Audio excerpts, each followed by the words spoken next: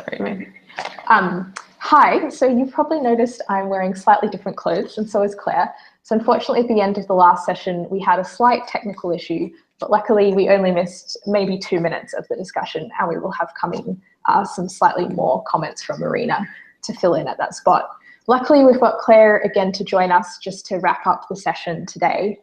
So I guess bringing everyone back into the conversation that we were having and reminding Claire and I where we were at, I actually really liked the start of Claire's conversation where she was discussing around combining environmental values plus human core values, and as well really talking about the role of the small to medium enterprises in stimulating economic growth. Then in Marina's, I really loved the comment around democratizing innovation. It's something I hadn't really thought of before, and I really loved how she'd brought in a whole bunch of people's perspectives on what that actually meant to them. But returning to Claire now to actually just get her final thoughts, I was actually very interested after the discussion in the role of Cambridge as an example or representative of the model that she was discussing. So I'd like to hand over to her for a few comments. Oh, thank you. I must admit, I'm 100% with you on this idea of human capital and democratizing innovation. I think they're really smart strategies for fast-paced change, which is really what we want. The whole idea of the model was to see if we could get people to almost jump a curve in terms of innovation. And I think the way that Cambridge helps with that is in providing this sort of métier, this way of thinking about leveraging innovation.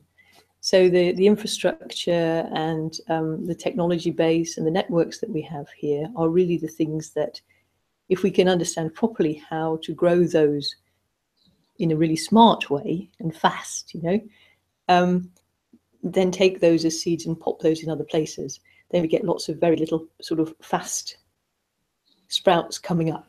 And that's what we want. If we can make lots of fast sprouts, then we can get a jungle very quickly. Yes. So that's kind of the idea. Sorry, does that help? I tend to be a bit vague sometimes, but.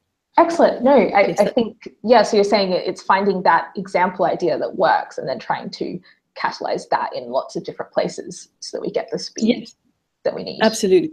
True. If you can, yeah, it's true. If you look at Cambridge and some of the innovation spaces that we have here, we have spin-outs from the university that are co-located with support infrastructure literally on the doorstep.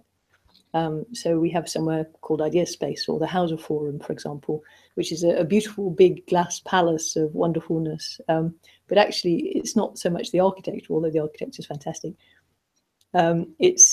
It's what happens inside it and the way that the space has been designed. Again, popping designs straight back in the front of developing spaces for innovation. The space is made in such a way that we can all get together to do interesting things. For example, we have PhD conferences where everyone comes to share their work. We have professional networking events where everybody comes to talk about specific topics. It could be something as simple as Watson, artificial intelligence, or it can be graphene, or it can be one nucleus and biotechnology. And all of these things are happening very, very close, very, very proximate. But if you look, if you sort of go out helicopter view, which is what I tend to do, and look at actually what that network means, how that network exists in space, that's the thinking that we need to take and pop everywhere to make the sprouts. So it's not so much, do you see what I mean? Because then people can make their own biotech and their own graphene and all those sorts of things. But if they have that infrastructure, that way of thinking about engendering conditions for innovation that we have made and learned here, if we can replicate that, then that's the way forward, I think. Sorry. Excellent. No, thanks, Claire.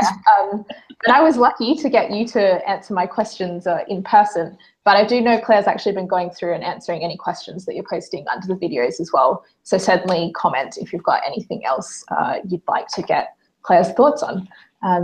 So apart from that, I'd like to say a huge thank you again to Claire Rose and Marina Milani for joining us for this conversation. And thanks to you for joining us for the DIF 2017. Luckily, we're just in the first week at the moment, so there's still 2 more weeks of plenty of talks to get involved with. I'll actually be hosting another one this evening, so it's Thursday night if you'd like to join me for that. Otherwise, at the moment, catching up on the Diff Live launch, I'd also highly recommend. That was a great event. Apart from that, thanks for joining us again, and we'll see you in some of the other conversations. And so thanks, Claire. Thank you very much. It's been a real pleasure. Okay, take care. Bye. Bye-bye.